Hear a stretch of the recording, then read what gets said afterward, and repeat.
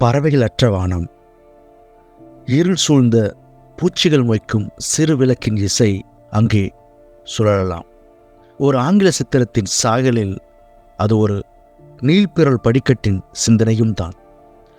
நிழல் நகருவது போல நினைப்புக்குள் பிரம்மாண்ட தூசுப்படலம், பாரம் கூட்டும் சேகரிப்பு. அந்த வீட்டின் அத்தனை முடிச்சுகளும் அங்கிருந்துதான் கிளம்புவதாக ஒரு கிளர்ச்சி. ஒவ்வொரு பரனிலும் ஒரு ஓய்ந்த காலம் இருக்கிறது. இறக்கி ஏற்றிய பழைய பெட்டியில் பறவைகளற்ற வானம். காணாமலே போன குரு மனுஷி. ஒரு சாலை சித்திரமாக அந்த கிழவி ஒரு நைந்த ஓவியமாக அந்த வளைவில் இருந்தாள்.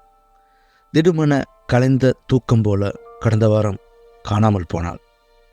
ஊரார் ஊட்டி வளர்த்த அந்த சில காலம் சிறுகிக் கொண்டிருக்கிறது. மரத்தடிக்கு வீடு கட்டி தந்த குருமனுஷி மறைந்ததெப்படி? பறவைகள் தேடலாம், பார்வைகள் தேடுகின்றன. இலைகள் தைரியமாக விழலாம், கூட்டி பெருக்க கூணி இல்லை. இனி நாலந்து முறை காசு கொடுத்திருப்பேன், நானும் கூட நலங்கில்லிதான்.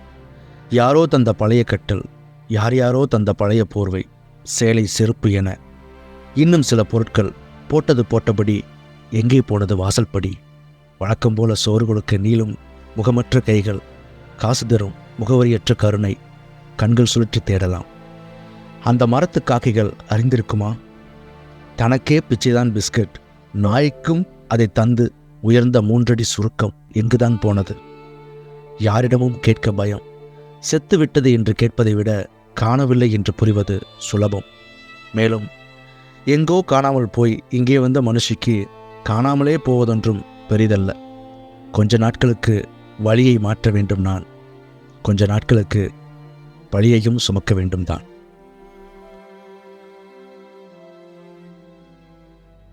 ஒரு டீ சொல்லி போங்கள். எதிர் எதிர் இருக்கை, அவரவர் கையில் அவரவர் தேநீர், வரிசை வரிசையாய் இளைப்பாறல். வரும்போது வேர்த்து பூத்திருப்போர் செல்கையில் செழித்த நல்முகத்தில். ஒருவருக்கு 6 நிமிடம், ஒருவருக்கு 2 நிமிடம். குடித்து முடிக்கும் அவரவர் கோப்பை வித்தை எப்போதேனும் எவர் எவருக்குமிடையே இயல்பாய் பூக்கும் அரைநொடி புன்னகை. மானுடத்தை மானுடம் கைவிடா தருணம் அது. எவருக்கும் பொது இசையும் வெண் விசிறியும். எழுந்து கிளம்புகையில் இலகுவாகிறது இடைவேளை. தேநீர் கடையை தியான மண்டபம் என்கிறேன். ஆமென்போர் ஒரு டீ சொல்லி போங்கள்.